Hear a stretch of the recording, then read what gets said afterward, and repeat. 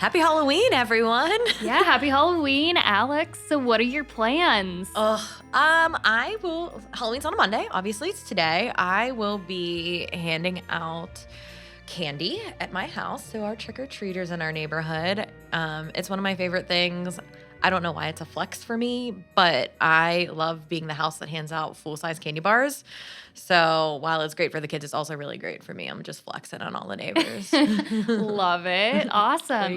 Do you dress up for while you hand out, or? I got a onesie at Aldi a couple years ago that is just like pajamas that look like a skeleton. So I will be wearing that. I'll be very cozy, handing out my full-size bars, listening to Monster Mash on repeat all night. That is my favorite way to celebrate Halloween.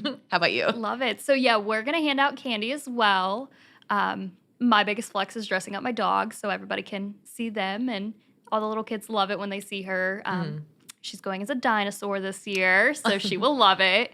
But yeah, so we don't get too many trick-or-treaters at our house where we are, so we either go down to the neighborhood right down the road, or we go up to my mother-in-law's where she gets tons of people coming, so that way we get to see more people. Great. Yeah. I love when Halloween falls on like an actual day where like trick or treat happens. Cause I think of like Halloween in America, as we celebrate it now, it really is you're either partying on the weekend if you're an adult or you're trick or treating when you're a kid. And I think back to when I was a kid, how special it feels to actually be able to celebrate on the day. So I'm excited for all the trick or treaters out there.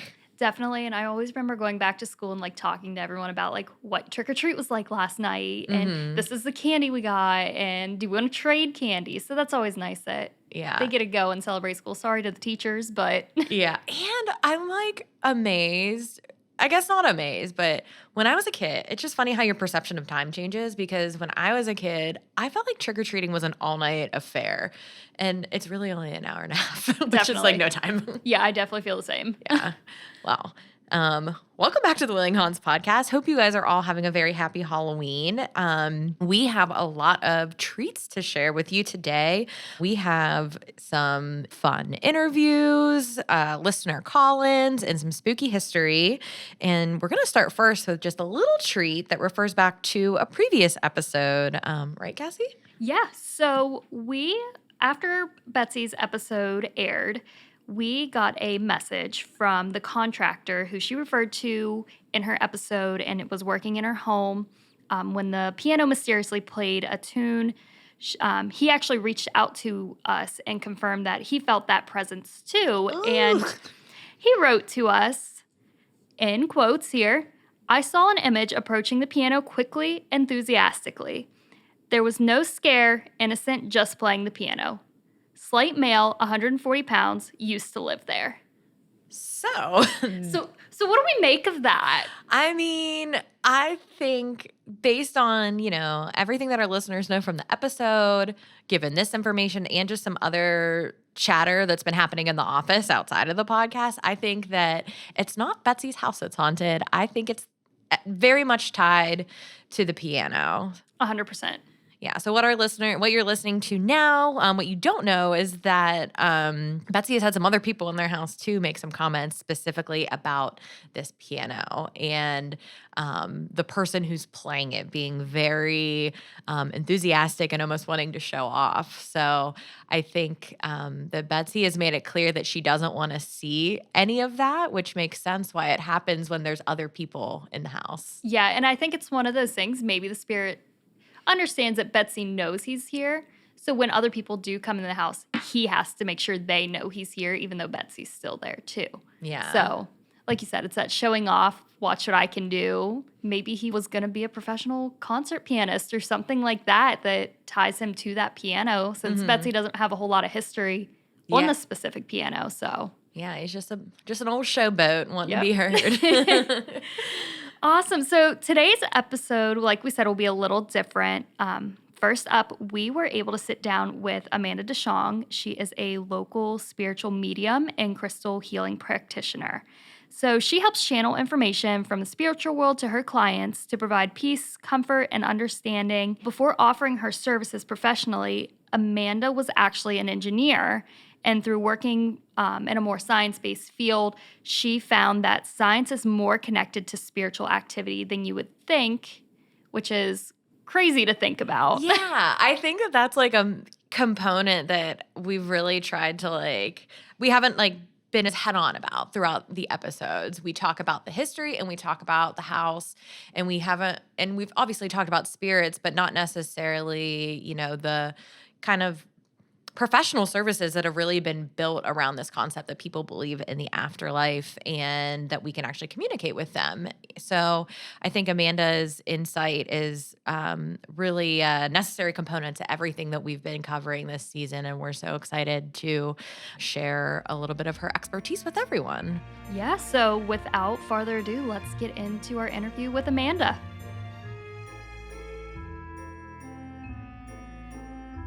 So today we're with Amanda DeShong. Amanda, thanks for coming on the podcast. Absolutely. I'm delighted. Awesome. So tell us a little bit about yourself. Certainly. I actually grew up in Mingo Junction, Ohio, right up the river. And I've lived in many states since, but back here in the Valley. And I started noticing my mediumship when I was very young. Although I grew up in a very Christian-oriented family, as many do here in the Valley, and I certainly didn't understand what I was seeing at that time at a young age. And I know a lot of children and their parents come to me now as a medium because they want to know, what are their children seeing, what's happening with them. And it does happen at young age because we are still connected very closely with the spirit side of life because we are spirit beings having a physical moment. We're eternal beings. So my mediumship, basically, I've learned that mediumship proves that. And when I was young, I just experienced things and told people about things and didn't really pay attention to what it was about. But I've been doing my mediumship professionally for about 20 years now. Meaning that I'm seeing clients and such. I left the Valley and went for my undergrad. So I guess here's the connection between me and mediumship. It was always with me, but my brain, once I got in high school, thought, geez, maybe this isn't. What am I seeing? So I thought I'll dive into science. So I went through school, went for my master's degree after my BS degree and another master's degree in engineering. So I kept myself very science-minded, but the spiritual side never went away, as it does with none of us. None of us can make that science side or the spirit side go away because that is truly who we are. We're spirit beings connected to a God force energy, the energy that's around us, loved ones, friends, even, material things, like if you have jewelry that someone in your family had, or you may have a car or somebody taught you how to drive your car. When you get in your car, you feel that person's energy there. That's psychometry, when you have something of an object that someone else put their energy in. So in a roundabout way, my mediumship started when I was very young, but I didn't know, again, what I was doing. And then it proceeded until I realized about 22 years ago, what I really was doing was helping people in their everyday lives connect with their spirit loved ones, and friends and even their pets would come in for me. So can you just take a step back and explain to us, what was that transition like for you when you went from just being a child and, observing the world around you in a unique way, and then later in your adulthood, realizing I have a gift, this is how I'm going to use it. How did you formalize that process? Did you have a mentor, or what guides did you have that kind of took you along that path to where you are now? So I would say that first, when I was a child, being in that very Christian-oriented family, I was in church a lot. So there was quiet times, certainly listening to the service or singing, where I would see a lot of spirit energy celebrating with us in the service. But again, not quite understanding it 4, 5, 6, 7 years old, what all of that really was. But I was very comfortable with it. So I was very happy to always have that energy around me and open. Even when I would take a walk in the woods and, be by the creek by myself. And those quiet times, I believe, took me to a place where I was peaceful with my mediumship. Sometimes people, because of, I coined the phrase Hollywoodism, takes us to a more frightening place. I believe in life there is love and there is fear. Fear holds all else.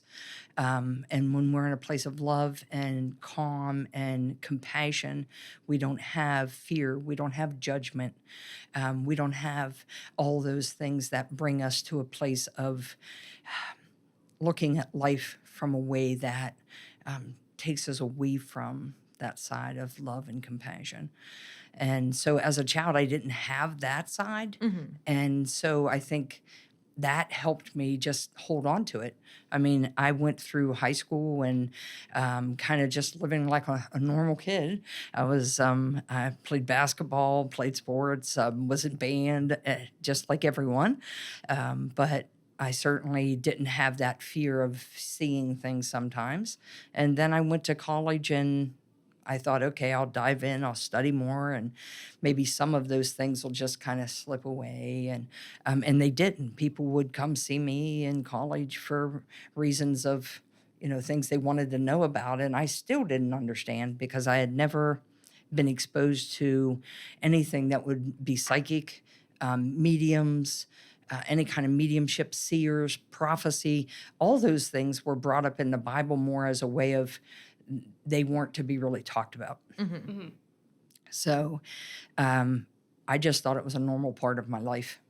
That's how I grew up. And a lot of people are developing their psychic ability, their mediumship ability now because we're taking the time to do it. And it's not as, it doesn't have all the negative connotations it used to have. So people are more open with bringing this about in their lives. Yeah, I think it's a lot about just like trusting your intuition and being very present. So let's break it down for someone who might be listening who has never seen a medium or not thought much about mediumship. What is that experience like? So when you work with a client, what does a new client expect when they walk through your doors? Well, it's pretty much just like we're sitting here. Yeah. So really it's about understanding to be open to whoever's there to talk with you. So when someone comes to me, I usually have a first name basis. So I don't know that person. And sometimes they have an odd spelling in their name, and I don't even know if it's male or female. So when someone comes in, I ask Spirit to come in and show the continuity of life is my number one goal as a medium. I want you to leave there knowing without any doubt exactly who was there talking with you. So I want them to give details for you, like possibly, first of all, are they family, friends, coworkers? Who is this? But I also want them to be able to tell you things like maybe what they look like, things they would have done with you, where they live, their personality, whatever it is they want to come in with to let you know without a doubt it's absolutely them. Then I ask them to tell you things about your past, present, and future so you can understand they've been with you, they are with you, they always will be. And the future is not written, as many people think, that, mediums are forecasting that future. Your future is freedom of will. What they're telling you is the projection of they'll be beside you no matter what you choose. Basically, we're just going to bring in loved ones and friends, and sometimes pets jump in there on their laps. And I really see and hear and feel. So we all have, that's what one of the myths that I try to tell people, we all have the ability to use our intuition. Our innate ability was given to us by the Creator. It's never going anywhere. And we can use it in our lives every day. And I mean, the majority of us do 1,000 times a day and don't even realize it, so, you see things innately and automatically in your life and you're doing them. You stop at a stop sign. Why'd you stop at a stop sign? Well, you were taught to stop at a stop, but you didn't physically think that when you stopped at the stop sign, did you? Yeah, it's just like a muscle. You need to stop. Yeah, it's like a muscle you have to flex to really get the most benefit out of it. So basically, once you practice your intuition all the time, or you practice like I'm doing as a medium, it just becomes stronger and stronger. What advice would you give to people who were in a similar situation to you that were younger, when you were younger, of, okay, I think I'm seeing something, I don't know, what should those people do? Or maybe they think they had an experience where they're like, could this be somehow I'm connected? The first thing I would say is first believe that it was, because if you think it was, it probably was. Then I would say definitely speak to someone like myself, like a medium, that would be able to help you kind of navigate where you're at and how you want to either bring that into your life or that you want to set those boundaries and not have that in your life. So I never really understood that because I didn't really have mentors or people at a young age that were telling me anything about that. But I also do intuitive life coaching. So I get people to understand how they can use all their intuition and their own abilities to understand how to help themselves more and allow spirit energy to help themselves more, and see those signs, understand those signs. So that's what that does. And I suggest that children, if parents are out there or the kids have that energy about them, is to get them to talk with someone that does this, like myself, so that, first of all, the number one thing is so they don't think they're crazy. Because a lot of parents and kids, they're like, oh, that's crazy. You can't be experiencing all this. What are you talking about? And they could be. Mm-hmm. So the basis of it, and again, if they've watched scary movies or they watch, the paranormal stuff, it could be more frightening to them. So I grew up in that kind of fearless way about it, whereas now with all this out there for them to latch onto, they could be living in a place of a lot of fear. Mm-hmm. So getting them to understand they can have the boundaries, they can set boundaries, they can do things for themselves, but still involve themselves with those spirits, or they can become more disconnected through their own accord. Like they can do it themselves. What would you say is the most common misconception when people think of mediums or walk in to meet you? Well, one of the things in a crowd of people, I can usually feel people's reaction. So when they first find out I'm a medium, excuse me, some of them, I see this fear on their face because they think that mediums can read your mind.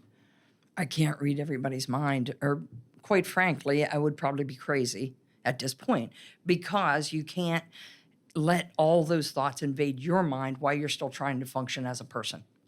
So that's one of the things I think people have a misconception of, like, oh, geez, they know everything. They're going to read your mind. Don't say anything. Or they try to become very stoic and, not say anything. But I feel emotions from those people, just like I do in the readings sometimes. So what I try to do, a lot of people say, well, what do you do? Do you carry this around with you all the time? And no, I actually have, you could say it's an open sign in my mind. Mm-hmm. And when I want to talk with spirit energy, I can certainly then say, okay, I'm in my office, I'm meditating, I'm open. And when I leave my office, I actually turn off the lights. I pray. I'm thankful for that day and meeting with all those spirits.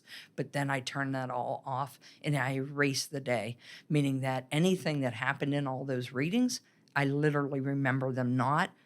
Most of the time, I don't even remember the person's face. Mm-hmm. So if they run into me like a year later and say, my daughter had a baby, you told her it was going to be a baby boy. And they're telling me all this, and I'm smiling because I'm happy for them, but I literally do not remember. So you don't remember our session? I saw you 2 months ago. No. Wow. Yeah. It was a great reading. Okay, I recognized you when you came around a corner, as in I knew I had seen your face, but I didn't know you had ever came to me. And you didn't say that in your message. Mm-hmm. You just said you had heard about me. Yeah. So I didn't know I didn't even know you were there. No, Yeah. I feel like you said, you definitely need that to be able to turn that Absolutely. off sign. And, Absolutely. Or else I could not imagine. Yeah. So it's mind like I racing. tell people, I'm driving down the road, even though I do this for a living, would I really want a spirit jumping in the car seat beside me? Mm-hmm. I think, no, it doesn't matter if I do this for a living. That would still terrify me Mhm. because your mind isn't ready for it. You're driving down the road, you're paying attention to traffic. And again, that's a Hollywoodism thing. They've Yeah. shown people doing that, and they still continue to drive down the road, which is nonsense because they'd probably wreck. Yeah. Mhm. But I feel like people need to understand you can shut it off. You have control of this. A lot of people that are starting to see things out in our world think that, how do I stop it? How do I turn it off? It's bothering me in the middle of the night, and I literally set up times. That's why I have a schedule, Mhm. and Spirit knows when I'm going to see people. And if there's some flex in that, I'll let Spirit energy know, okay, I'm okay with this, but that's the only time. Like, it doesn't come up when I'm out eating Mhm. or, talking, meeting with friends. Yeah. I don't allow that part of my energy to open up. That's what I was going to ask. Has there ever been a time where you're out in public shopping and you see someone and there's a spirit that just shows up and they're like, you have to go talk to this person? That's only happened a couple times. I have to say it's happened where I see the people around them or feel that energy, but I haven't said anything Mhm. because they're with other people, and you never know if their family members are very religious or they would believe in it, or I feel like most people, if they heard a message, they would feel heartfelt, especially if it was like right on the button. Mhm. But there could be people around them that then looked at them differently. So I Mhm. don't ever want to approach someone like that. I did one time when I was in a restaurant, and this military presence from the Civil War kept walking back and forth behind this table, and he'd walk over to me and he kept saying, you have to tell him, he's my great great grandson, you have to tell him that about the buckle. And I'm like, okay. I mean, he was quite annoying. So I said, okay. So I walked over and I just quietly said to him that I know this is going to sound strange. I'm a medium, but your grandfather's here and he's several generations back. He was in the military, in the Civil War, and you have the belt buckle, he says. And he just looked at me, froze. And he did have his belt buckle, and like they were actually going to some Civil War enactment. And when he went to those and dressed up, he did portray that great great grandfather, and he did have his belt buckle from that Civil War time. So Wow. I think that was just his way of saying, hey, I'm here with him. Let him know that I know there's still that connection. So I felt pretty safe since it was just that gentleman and his wife, not in a crowd, that I could say it quietly. But as far as jumping in and saying something to, I'm checking out at Kroger's. Yeah, Yeah. that's And quite. there's like 50 people around, and I'm going to say something to the woman or man checking me out. I wouldn't do that. They could actually have somebody could have a heart attack if they heard something from someone and it was so important for them to hear it and they had a heart condition or something. I just want it to be where the person is comfortable and calm. That's why I like doing it in my reading rooms, Yeah. my Well, offices. it seems like a lot of what you do is provide a sense of calm and comfort to the clients that you work with. Have you ever Absolutely. had an experience where you had to deliver some not great news? And how do you navigate those conversations, if at all? So I feel like sometimes, 99% of the time, family members understand how their loved ones passed. Mm-hmm. But sometimes it is by someone else's hands. And I have let them understand that the information would come about, and then it did. So I asked Spirit for proof of what's being said, whether it's proof that they already have or proof that's coming. Mm-hmm. So then they found, that proof to be when their loved one's life was taken, and then they found out by who, the vehicle, color, who it was, when it was, how it was, but that they're at peace now. Mm-hmm. So that's usually what they want me to understand. I ask not to see the horrific parts of passing when it's something like that. But I do want to know enough that I understand how that person's energy went into spirit. So if it was somehow by a gun, I don't ask for those details of what Hollywood would show. Again, not Hollywoodism. I just ask for a cold object to be placed in my hand, which would say that was metal, that was a gun. Or they just reach their hands out to me, and that's all I see is just hands. That says to me they passed into spirit by their own hands.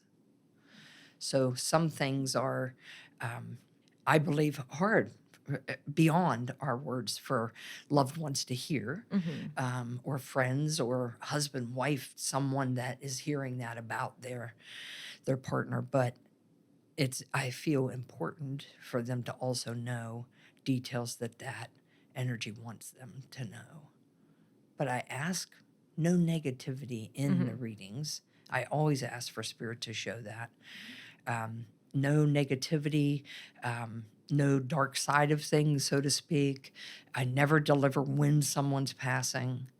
I know people that have been told that. Like, I had a friend years ago, you're going to pass, or your husband's going to pass, like, before you.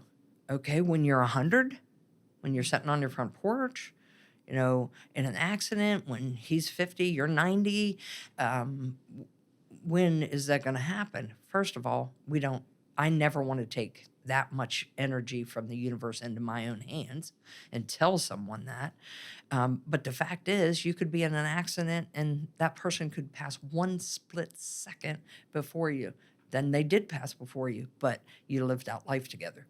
So I never want to deliver that kind of news to anyone, and I ask it to never come in. Yeah, and I can't imagine why anyone would want to know that. We're all going to die someday. Yes. I don't want to know how. I don't want to know if it's tomorrow or 10 years from now or Absolutely. 50 years from now. And maybe that's a good misconception, because as someone who's never seen a medium but has kind of always wanted to, but has been nervous and scared of maybe getting some type of bad news, it's good to hear that that's something that you don't want to share. You don't want to bring that. And so that would make me more comfortable, not comfortable, I guess, more, I don't know. Just prepared. Open more prepared. prepared to come see you, because like I said, it's just something I've wanted to do, but I guess I've been nervous of what's going to come about it. And what advice do you have for people who are similar to that feeling?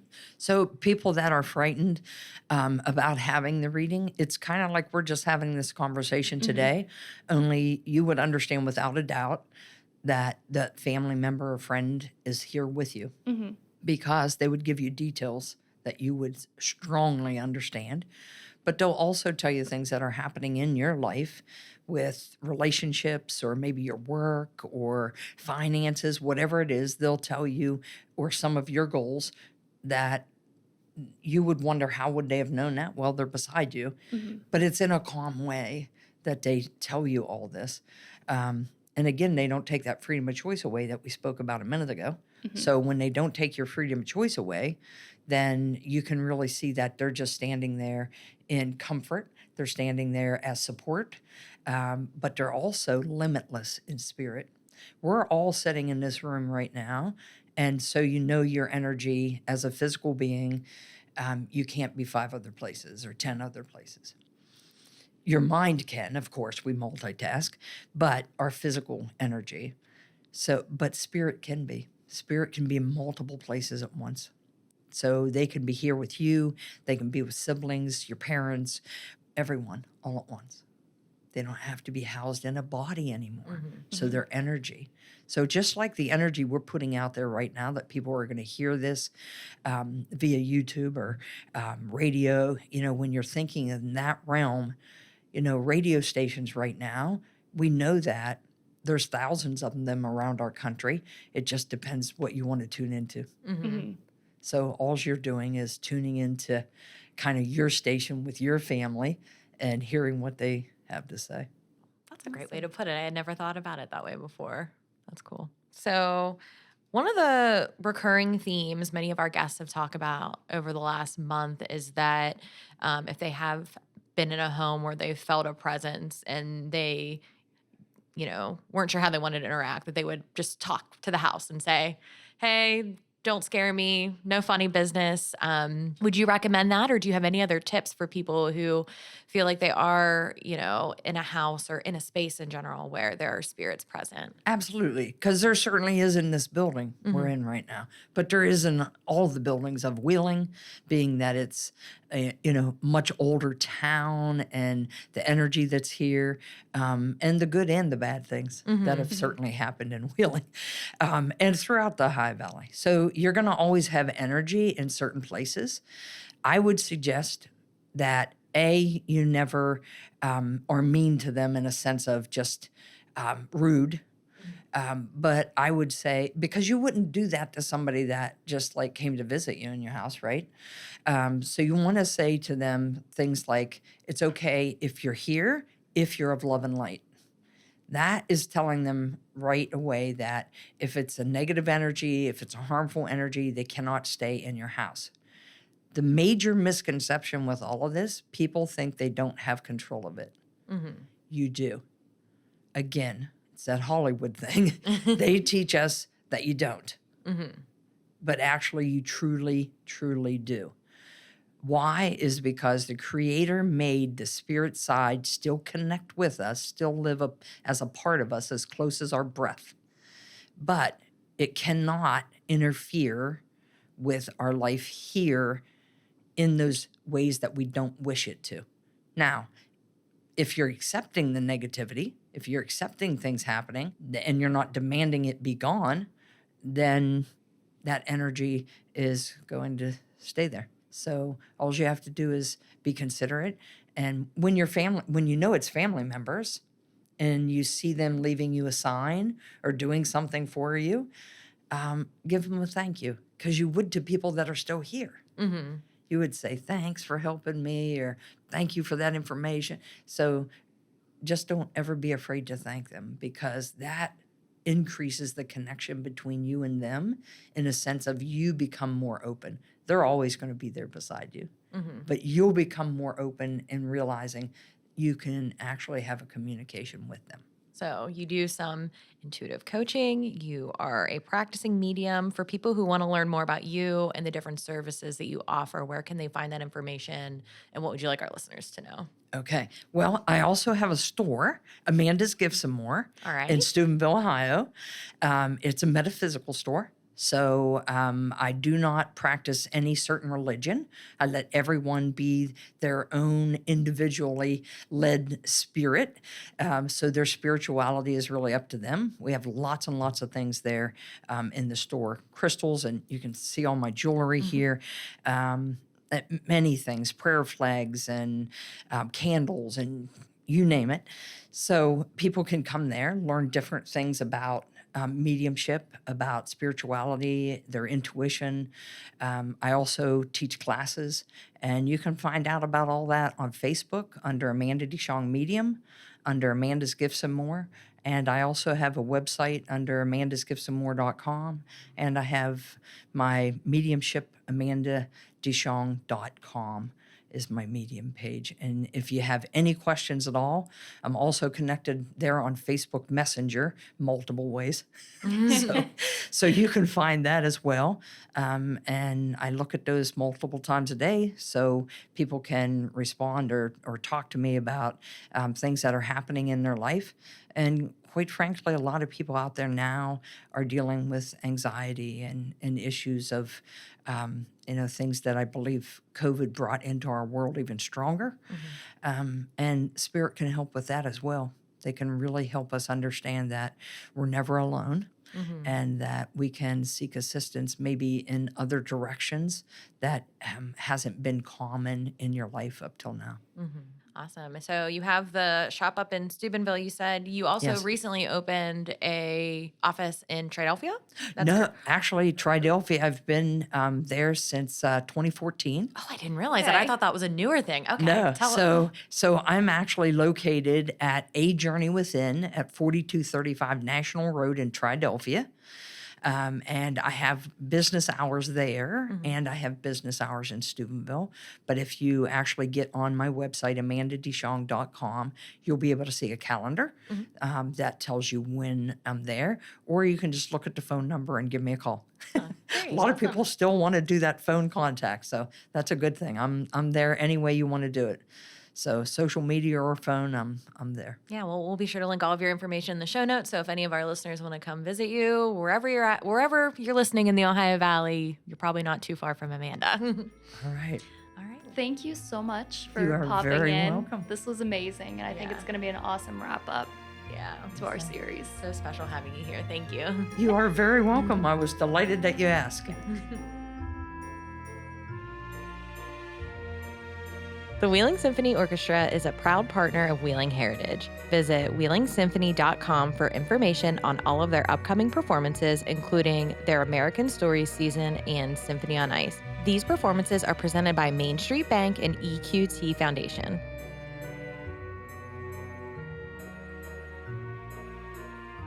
What an interview! Yeah, so I don't know about you guys, but I would like to make an appointment with Amanda like today.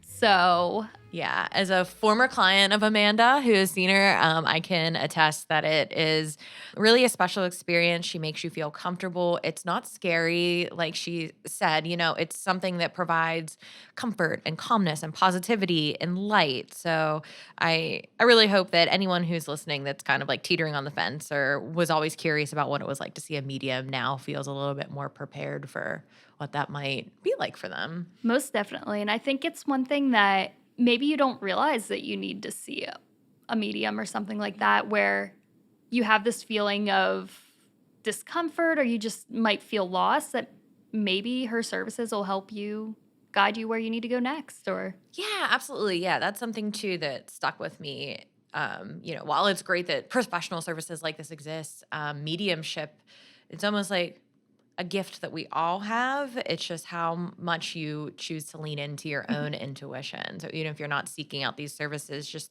as you're going through life, thinking about, what is this? What is the universe telling me right now? And how do I want to read into that? I think that's really cool. yeah. And if any of you out there have had an encounter where you're like, is someone trying to communicate with me right now? And you're just like brushing it off, like Amanda said, embrace that. Go talk to someone who has experience and see if that's a gift that you have. And if you want to tap into that, I think she's going to be a really good resource for that. Yeah, absolutely.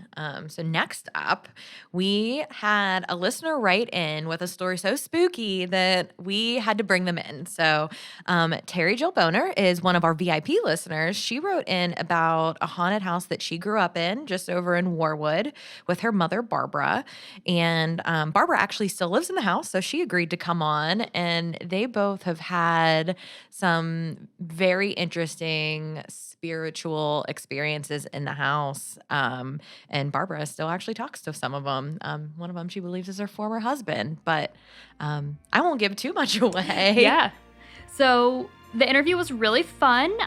We were able to have a good chat about it and lots of stories. So let's jump into that story.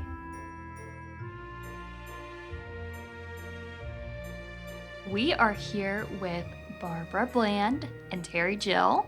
So they're going to tell us a little bit about the house that they have lived in for a long time now in Warwood. 54 years. How many years was that? I think it's 54. We moved in 65. No, I'm Yeah, you were 58. 64. I'm 58 now.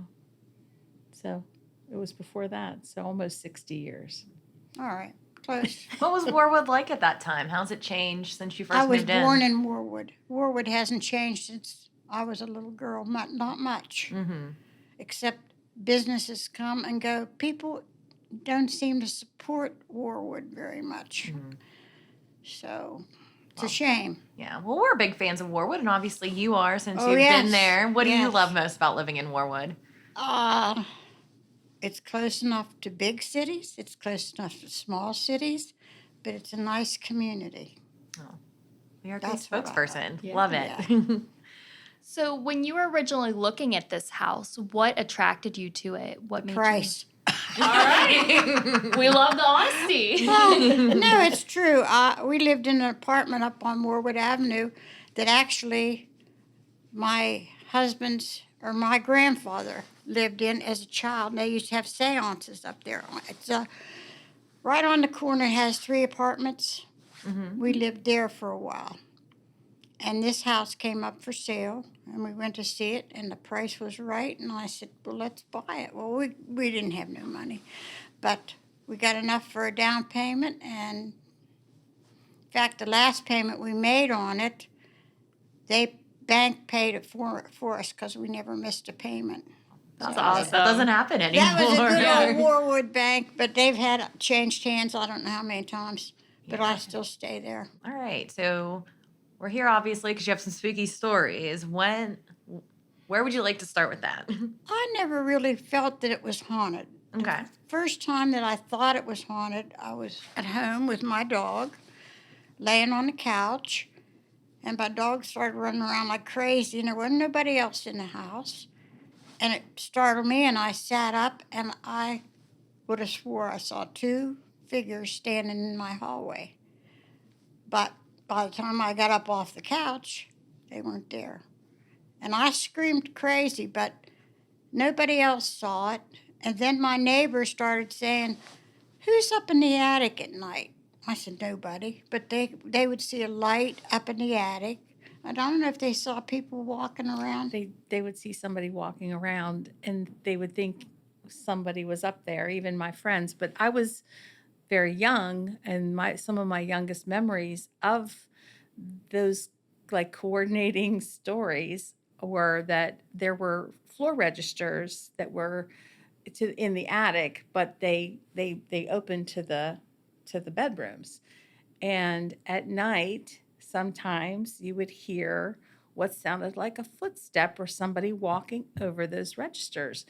And it was a very distinct sound that couldn't be mistaken. You know what I mean? Like, we played in the attic all the time, me and my friends. I had Yeah, all my that was our Barbies and playroom. everything up there. We would go up there and play. So that was always, interesting that people would say, what were you doing in the attic? And we weren't up there. But I would hear, like, in the middle of the night, those kinds of things. And then to add on to that story, we feel that whatever this was a very mischievous, feminine. Yeah, in fact, I recall going in the one bedroom that's the front bedroom, and it looked like there was a figure standing in front of the window. It was more like a shadow, but there was nothing there. But nothing scary, nothing ever. Things would go missing. Yeah. My mom washed the lace curtains. She'd taken the panels down and washed them all out, and she kind of, I think, hung them over the ironing board or across the bed to dry. And when she went to put them back up, there was a panel missing. So, I mean, Oh, from where she washed them to the bed, like not anything. And then, she would get angry and, kind of bring those back. I need that. And sure enough, she would go about her business and then come back up, and there it would. It'd be laying there. Wow. Yeah. And I can remember I had a pair of diamond earrings that were given to me, and I always kept them in my little dish, on the dresser. And I went to put them in, and there was one missing. And I was like, sick. I was sick about it. It was my diamond earrings. And I went and I told my mom, like, I don't know what happened to it. It's gone. I can't find it. I've been all over the floor, under the dresser, all around. And my mom, I would go off to school or whatever. And my mom frequently would clean my room and make my bed and things like that, like moms do. And she got very upset and was like, now bring that earring back. And when I came home from school that day, the bed was completely made, and the earring was laying right in the middle of the bed. So that was interesting. Another time, a friend of mine and I were going up to the attic to play, and sometimes it was sort of a game of like avalanche climbing, because we would leave boxes and things sit on the steps. And she was behind me, and I was maneuvering my way up the steps, and I lost my balance, and I started to fall backwards. Started to fall really hard. And I felt myself going backwards, but it felt like 2 hands on my back just kind of pushing me up. And she was like, whoa, what just happened? And I'm like, I'm looking back because I thought it was her. Mhm. She was still at the bottom of the steps watching this happen. So, yeah, it gives me goosebumps even to talk about it today because I can just remember that feeling Mhm. of like, oh, like, oh, I didn't fall, and you look back and you're thinking it was your friend who pushed you back up, but it wasn't. There was no one there. And we would be in my room, and I remember one time the steps were actually cleared off, and it sounded like a baton rolling down the steps. Boom, boom, boom, boom, boom, boom, boom, boom, boom. And it hit the door. And I was like, we would just sit and look at each other like, what was that? And we go open up you open up the door like this, and nothing there. Hmm. And so those just like, it was mischievous. It was jovial fun. I know when I was a senior in high school, I had my senior portraits done, and we had gotten them back. And there was a specific picture that I wanted to be in my bedroom. I was like, Mom, I want that picture in my room. She's like, you're not getting it in your room. It's staying in my room. So I was kind of angsty about it, like, hey, that's my picture. I want it. So I went to bed that night, and I was laying in my bed, and the windows were opened. And it was raining, and the wind was blowing, and I could see my curtains blowing in the rain. And I kind of woke up a little bit partially out of my sleep, and I saw what I thought was my mom standing at the foot of my bed.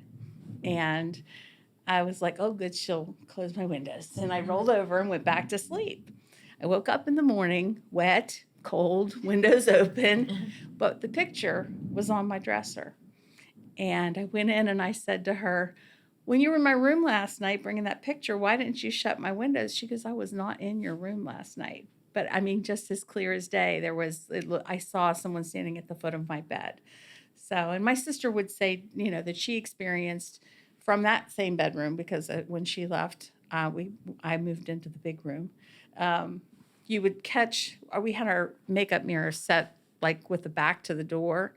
And every once in a while you would catch like a flash in the hallway. You know what I mean? And you'd like turn suddenly. But there was always that feeling that there was something there. Mhm. And still to this day, I've taken my pets up to my mom's house, and they'll sit and they stare at the stairway. Like they just like look. And I'm like, what are you looking at? What are you looking at? Like I can't see anything, but she still has.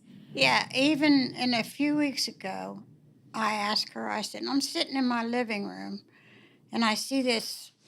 I had a little lantern sitting on one of my tables, and it wasn't lit, and it didn't come on automatic. But all of a sudden, I see this light blink, blink, blink, blink, and I thought, something must be coming from the TV, and I tried to block the view. I looked outside to see if there was a car coming down the street, saw nothing. But then I went out back and I looked, and then I thought, well, maybe it's the light in the kitchen reflecting on something, and I tried to block it. But when I went back in, there was no light blinking anymore, but I saw nowhere where it could have come from. But it just kept blinking. This was just a couple weeks ago. Wow.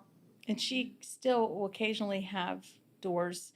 Yeah. No, specifically, she says that my dad is there with her. Yeah. Because my dad, had a house full of women, and we were not the most modest young ladies in the house. And my dad used to say, oh my God, Barbara, please buy them a robe.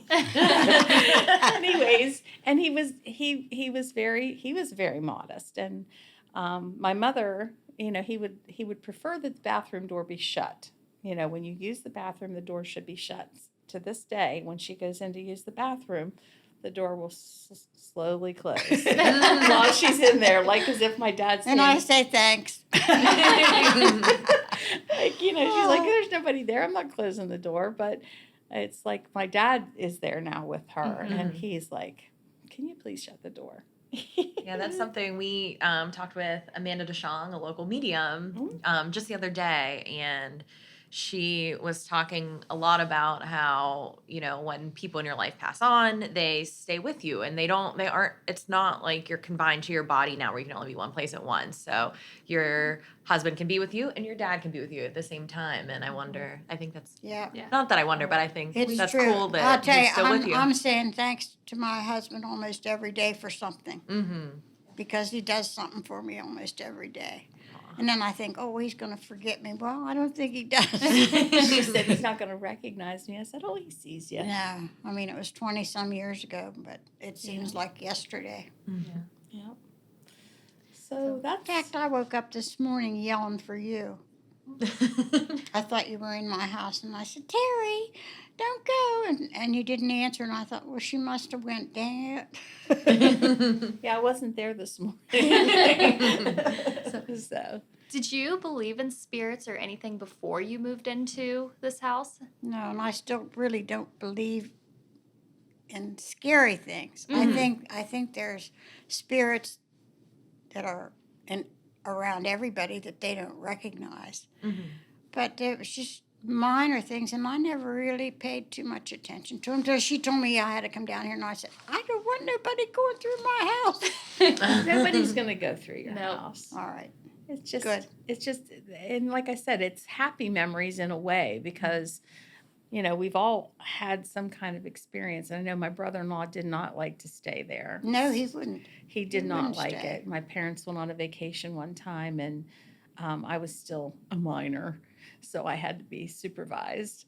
And he's like, I don't want to stay here. You know, he would get very uncomfortable. He didn't like it. So, and I don't know. My kids never really felt anything that I know of. Riley and Chase didn't really actually ever experience anything that I'm aware of, but it's pretty awesome. I don't know. He didn't like staying at my house. Just Oh. recently, a year or so ago, he was going to stay there, and he said, no, I don't think I want to stay here. But he didn't say why.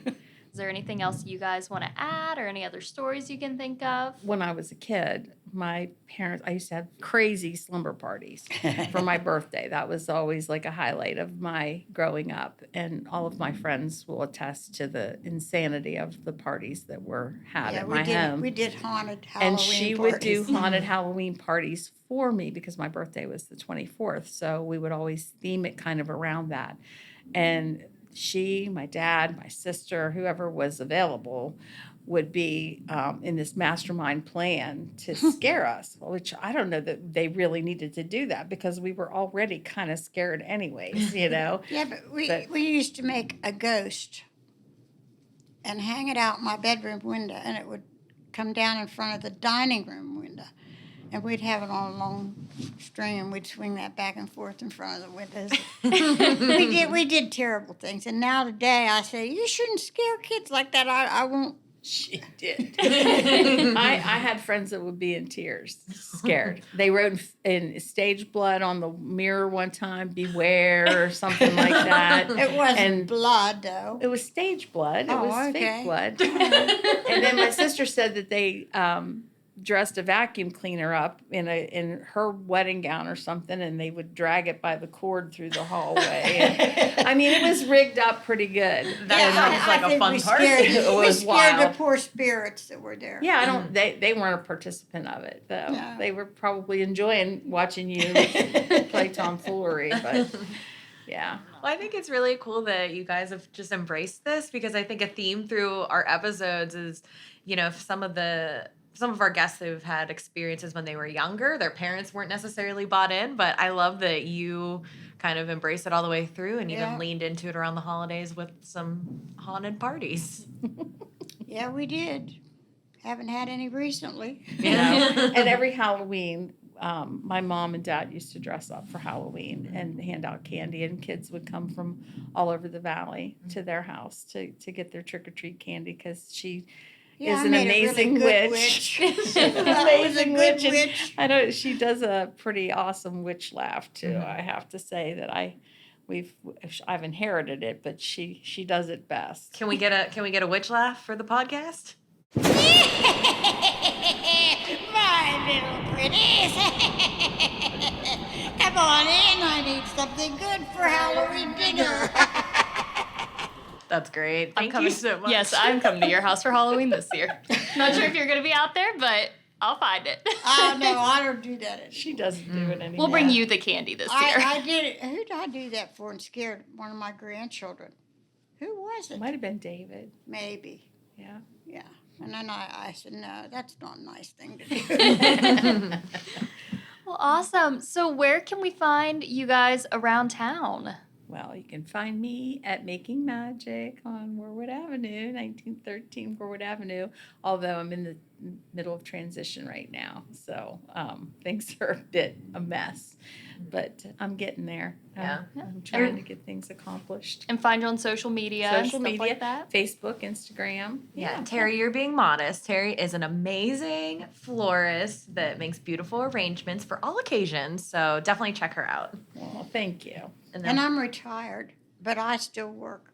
And I think that's the key to being happy is keep busy. Don't sit around and I have a TV and I put the game things on now. I don't watch nothing bloody and scary anymore because life's scary enough. Yeah. Yeah. Yeah. And we'll be able to find you at Handmade Holiday, which is our one-day pop-up market on December 3rd. You'll have all of your beautiful Christmas trees. Hopefully, if it wasn't for them helping me, I couldn't do it.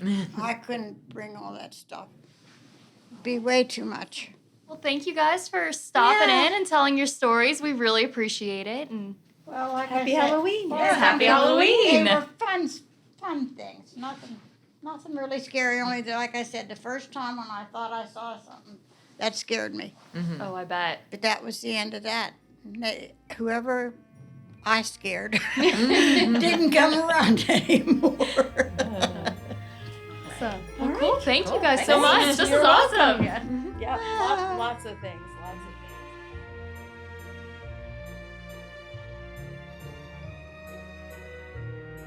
All right. What'd you think, Cassie? I love how much they embrace everything that's going on in that house. Yeah, everything from the one, just like the actual, like the physical spooky things that happen. Terry Jo almost falling down the steps, knowing that someone's walking upstairs, but to just the fun stuff that they did, like the Halloween parties and the ways that like they lean in that aren't spiritual at all. It's just like fully embracing spooky season. I love it all. And I love how when they would do those spooky things themselves, they're like, yeah, the spirits just stayed away. They probably thought we were entertaining and like laughing at us for trying to do all this. Like, I just loved every minute of it. And they, just to see that it's one of those things that kind of brings them joy. It's good memories they have of growing up and being in their house. It's not like our house was haunted and it was awful. No, it was like our house was haunted and yeah, it was a little scary, but it was pretty cool. Yeah. So. Yeah. I love all of this episode. If there's a theme at all, it's just like the positivity and light and the funness of Halloween time. Yes. It's great. And can we mention Barbara's witch laugh? Yes. Are we sure that she's not like little witchy in there? Like I know, right? I remember when I did trick or treat, there was a specific house where one year there was one of my neighbors dressed up as a witch and was just sitting on a bench and like moved and like made noises. And I can only imagine if like that experience was paired with that, like spot on witches laugh, I would have peed myself. So, in the spirit of spooky season, I have really been leaning into all of the things, and one of which is I've been listening to a lot of podcasts about the origins of Halloween, and I just thought it would be fun to share some of that since there is throughout the season, we've had like a history component. And while this isn't really specific to Wheeling, it is specific to the holiday. And I just wanted to share some of that. Is that okay, Cassie? let's hear it. I'm so excited to find out. Okay, so what I learned is that really the ancient origins of Halloween actually originates in a Celtic spiritual tradition called Samhain. And if you see it spelled out, it's Samhain. So, but it is pronounced Samhain, and it's celebrated from October 31st to November 1st. And it is a time where ancient Celts would be celebrating the harvest season. And then also they believed that it was a time where the veil between the dead and the living could really interact with one another. And I think that's pretty common lore in Halloween now. So none of that's really surprising. But what was really cool is just some of the interesting, traditions that or how the traditions have changed through time to really be a time of like harvest and connecting with ancestors to really the commercialized Halloween that it is now. One of the story, or the only one, because we don't have that much time, but one of the traditions and folklore that I really liked surrounding Halloween and Samhain is jack-o'-lanterns. Have you carved a pumpkin this year? I have not this year, but my dog has. Okay. So, What a kinda. talented dog you have. Little nibbles out of the pumpkin, then we just Yeah. go for it. That's great. Okay, so yeah, we're all familiar with jack-o'-lanterns, but are you familiar with how that tradition began? I'm not. All right, well, let's have at it. So, the origin of the jack-o'-lantern starts with this little scoundrel named Stingy Jack. So, as the tale goes, Stingy Jack was invited by the devil to have a drink with him. And true to his name, Stingy Jack didn't want to pay for his drink and convinced the devil to turn himself into a coin that Jack could use to buy the drinks. And when the devil did that, Jack decided to keep the money and put it in his pocket next to a silver cross. And that kept the devil trapped as the coin. So he, pulled one over on the devil, which is pretty bold, if you ask me. Eventually, Jack freed the devil under the condition that he would not bother Jack for 1 year. And should Jack die, the devil would not claim his soul. And the devil's like, all right, whatever, that's fine. The devil comes back to meet Jack 1 year later and convinced the devil again, tricked him twice by climbing up into a tree to grab him an apple. And when the devil was up in the tree, Jack did it again, carved a cross into the tree, and trapped the devil in there. So the devil could not come down until he promised Jack not to bother him for 10 more years. So this guy's a clever man. I know. I can't imagine. I mean, it's folklore, but typically the devil is not to be messed with, and this guy Jack just does not give a crap. So soon after that whole interaction, Jack died, and as the legend goes, Jack died. He went to heaven. When he got to the gates of heaven, they're like, you kind of suck. We don't want you up here. So you are going down to hell. And when Jack was sent in to hell, the devil and Jack had an agreement. It's like, I won't take your soul, so you can't come to hell. And he gave him a burning piece of coal and sent him on his way to purgatory, where he'd spend out all of his days. So when Jack left to roam purgatory for the rest of his spiritual life, he took the burning coal, and put it in a turnip, which how we celebrate jack-o'-lanterns here, we use pumpkins because that's what's native here in the Americas. But in Ireland, obviously turnips and potatoes were more popular and ready available. So he stuck the burning coal into a carved turnip and used that to light his way. And that is how the origin of the jack-o'-lantern started, all because of Stingy Jack. Wow. Yep. That's a lot. Yeah, that was fun. There are so many fun podcasts out there. So if you want to dig into more of the history of Samhain and all of the other fun Samhain traditions, there's one called a dumb dinner, where you just sit around a table in silence and have dinner, but you set an extra place and you can't look at it the entire dinner. It's inviting your ancestors to have a meal with you before they pass on into the spiritual realm. There's a lot of folklore around how trick-or-treating started. People would leave food out on their doorsteps as an offering to the spirits. People would dress up and take them because they wanted the food. So that kind of started trick-or-treating. And, there's so much to unpack. So if you're into Halloween as much as I am, definitely do some more digging on that, because it's really fun. Definitely. We have a ton of stuff on WeLunk between quizzes and especially the Haunted Green or Tunnel Green, that you can check out a lot more of what research we've done and some stories we've given out. Yeah, what a great segue into our WeLunk content. Yeah. We have tons of wheeling-based history and folklore that you can check out there. So WeLunk.com, baby. Visit it. Awesome. So thank you guys for hanging out with us this month. We hope that you enjoyed this podcast as much as we have enjoyed talking each week to many people and each other and doing some research for ourselves.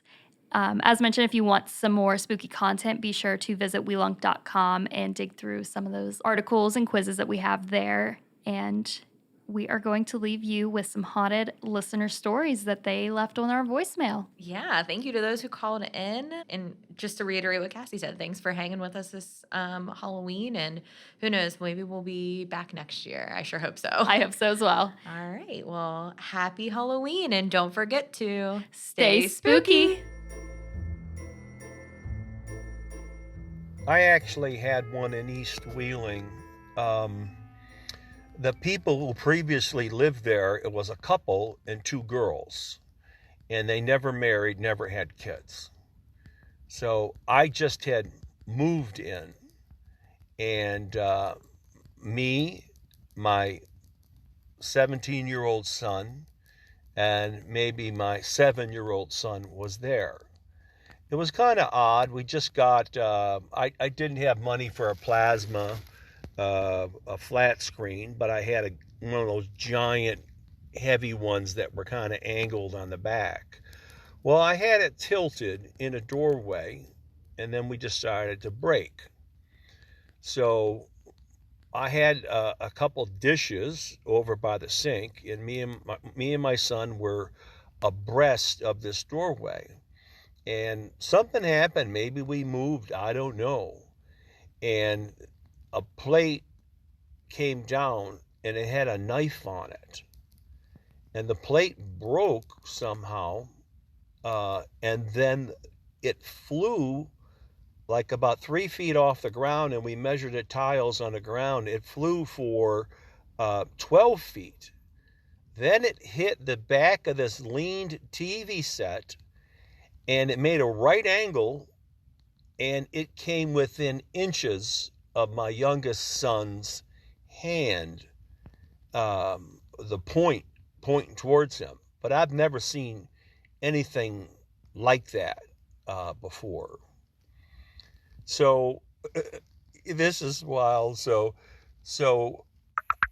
I had a feeling of a female ghost, because if I left the toilet seat up, maybe 10 or 20 minutes later, it would slam down.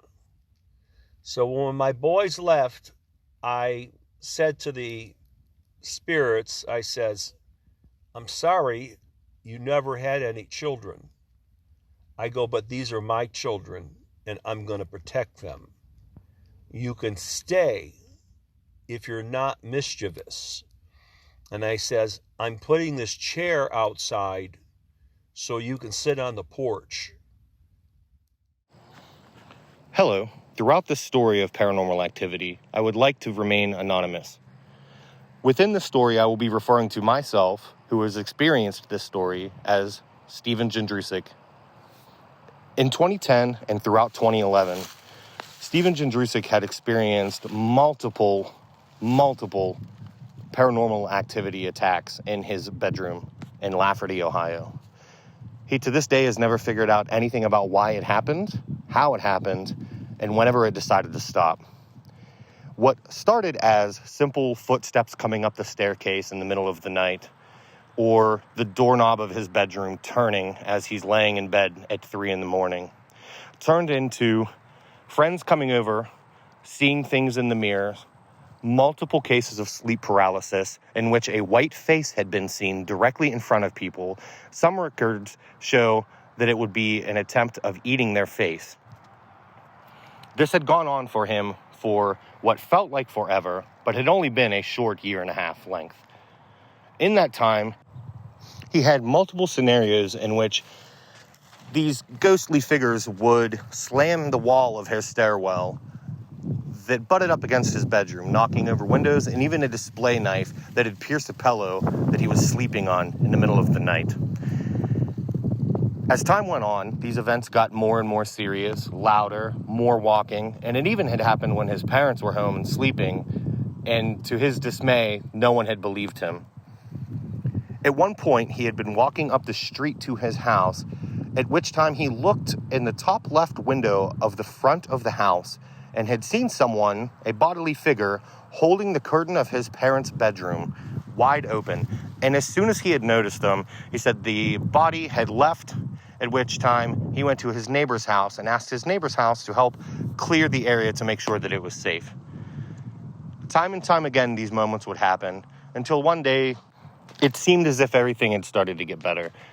The intensity of the attacks would dwindle back down to just the doorknob shaking, his mirror being in different positions as they were before he fell asleep, until eventually they stopped. There was no explanation, and there was no reason for these things to happen to such a young man. But he lives to tell the tale.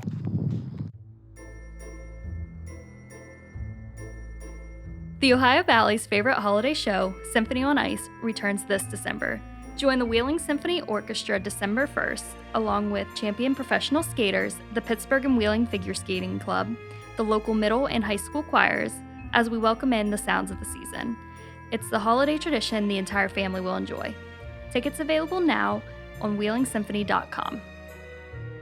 Wheeling Haunts is a production of Wheeling Heritage Media. Learn more about our podcast by visiting wheelunk.com/wheelinghaunts or follow us on socials @Wheelunk.